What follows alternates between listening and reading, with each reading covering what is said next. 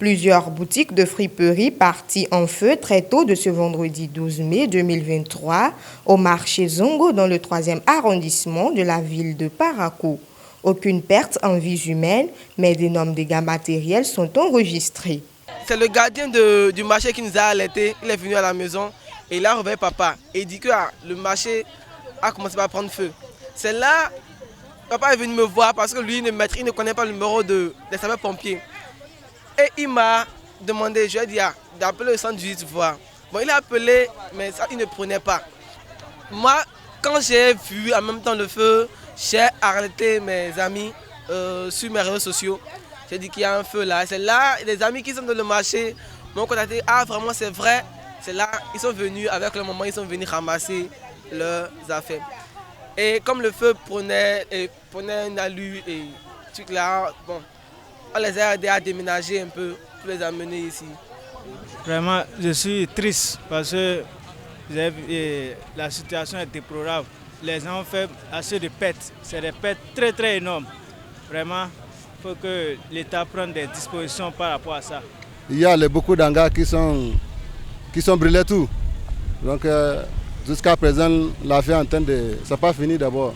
Tous les boutiques qui sont là, c'est brûlé. Ça a recommencé un peu. Il y a les eaux, l'argent est dedans. Tout s'est brûlé. Et le marché là, nous tous, nous sommes en deuil. Si chez certains, c'est la désolation totale, chez d'autres, c'est la gratitude envers le Tout-Puissant. Par ailleurs, le gouvernement est appelé à agir pour amoindrir les peines des sinistrés. Seul Dieu, le Tout-Puissant, sait ce qui s'est passé, mais nous le remercions. Mais nous remercions la population, en général les jeunes et les jeunes filles. Parce qu'il y a beaucoup de bonnes dames qui ne sont pas là lorsque l'incendie a commencé. Les sapeurs-pompiers sont venus tardivement. Grâce à l'aide de la population, nous avons pu déclencher la situation. Je veux dire à les gens, nous tous, on n'a qu'à avoir la courage, que la volonté de Dieu soit faite. Et ça, on n'a pas aucun de problème. J'étais à la maison quand on m'a appelé. J'ai venu, je pleurais, je ne peux rien me répondre. Dieu merci. Chacun n'a pas le choix. Que Dieu nous sauve, que le gouvernement nous aide. C'est ce qui nous est arrivé au marché de Zongo. Et on n'a pas le choix. C'est déjà arrivé, c'est déjà arrivé. Il y a d'autres, c'est brûlé complètement, il n'y a rien là. Qu'est-ce qu'on peut faire? Nous-mêmes, on a ramassé d'autres, on n'a rien trouvé du tout. Ce qui peut nous faire pour nous faire s'en sortir dans le problème.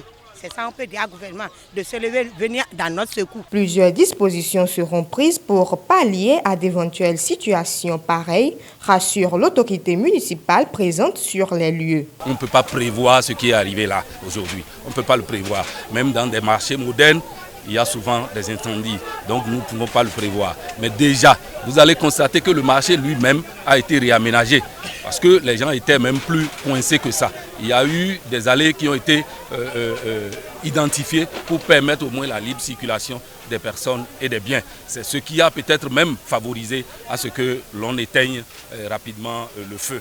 Nous allons continuer toujours par prendre des dispositions et à tête reposée, nous allons prendre des mesures afin que de pareilles choses soient quand même ralenties. Aux sinistrés, il faudrait que chacun puisse d'abord s'apaiser parce que nous devons remercier le Seigneur. Que ce truc arrive, qu'il n'y ait pas de mort ou de brûlés. D'abord, il faut remercier le Seigneur. Maintenant, pour le reste, qu'est-ce qu'il faut faire? Nous allons nous asseoir à tête reposée et voir ce qu'il y a lieu de faire. Pour l'heure, les causes de ce désastre n'est connues et les recherches se poursuivent toujours dans ce sens.